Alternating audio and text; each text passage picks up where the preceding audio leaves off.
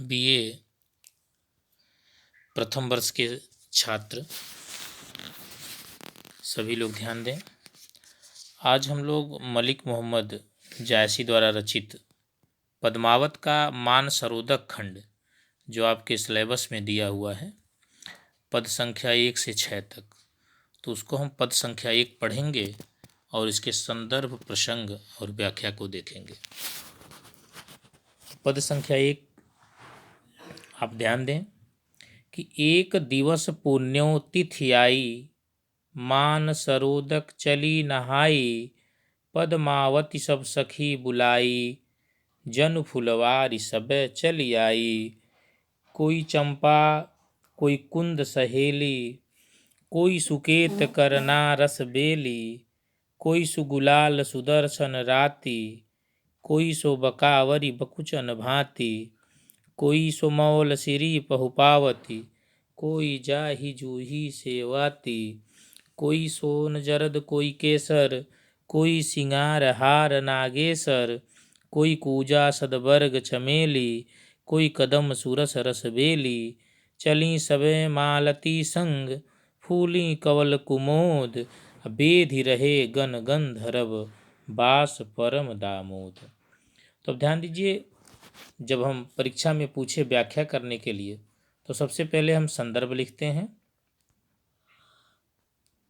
संदर्भ, और संदर्भ से पूर्व हम चाहें तो संकेत भी लिख सकते हैं। तो संकेत में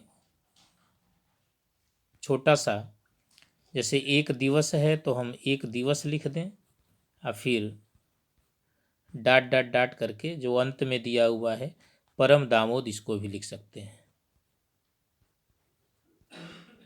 उसके बाद संदर्भ लिखेंगे,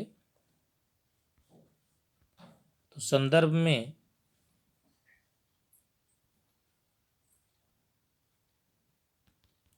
हम लिखेंगे कि प्रस्तुत काव्यांश या प्रस्तुत पद्यांश या प्रस्तुत पद्यखंड जायसी द्वारा रचित पद्मावत के मानसरोदक खंड से लिया गया है।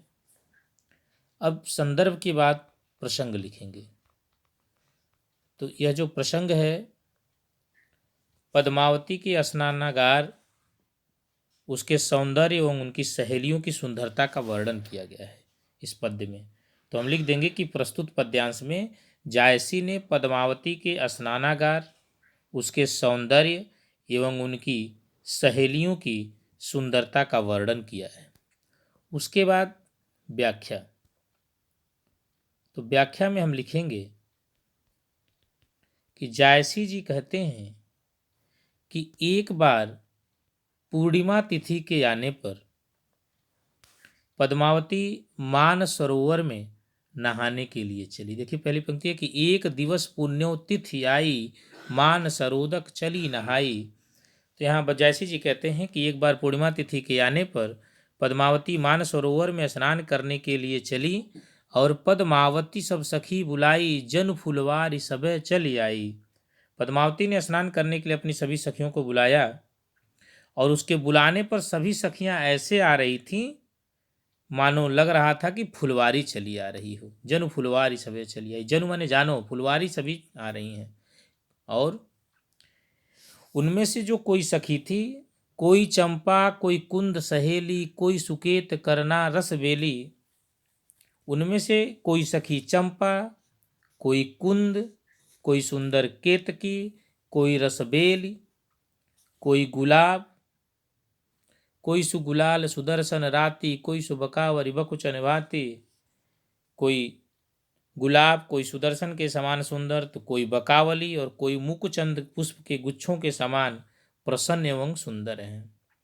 और कोई सो मौल सिरी पहुपावती, कोई जाहि जूही सेवती। करें कि और अन्य सहेलियां, कोई मौल श्री, कोई पुष्पावती, कोई जूही, कोई सेवती, कोई सोन जरद कोई केसर, कोई सोन जरद कोई केसर, कोई सिंगार हार नागेसर। कोई सोन जरद तो कोई हरसिंगार, कोई श्वेत गुलाब, कोई सदबरग, कोई चमेली, कोई कदम्ब, करें कोई कूंजा सदबरग चमेली, कोई कदम सूरस रसबेली, कोई कदम कोई रसबेली की भांति सुंदर है। तो कमल करें कि चली सबे मालती संग फूल कवल कुमोद, बेधि रहे गन गंधर्व बास परम दामोद। कमल और कुमुदनी के समान विकसित यानी प्रसन्न समस्त सखियां मालती यानी पद्मावती के साथ चलीं और उनके अति आनंददायक सुगंध से गंधवर्ण भी मुग्ध होकर रह गए। अब उसके बाद जब संदर्भ प्रसंग व्याख्या हो जाए तो आप विशेष लिख दें या काव्यगत सौंदर्य भी लिख सकते हैं। तो विशेष में आप लिख सकते हैं कि भाषा अवधि है, यानी जो पद्य खंड है या पद्यांश है या काव्यांश है उसमें कौन सी भाषा का प्रयोग उन्होंने किया है, तो अवधि है। अलंकार, काव्यगत सौंदर्य में रस छंद अलंकार लिखते हैं तो आप अलंकार लिख सकते हैं। अलंकार में आप लिख दें कि इसमें उत्प्रेक्षा अलंकार है, अनुप्रास है, उपमा है और रूपक अलंकार है और प्रकृति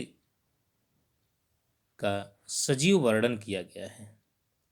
तो इस प्रकार आपके अच्छे नंबर भी उठेंगे और आपकी व्याख्या भी अच्छी लगेगी। नमस्कार, शेष अगले दिवस।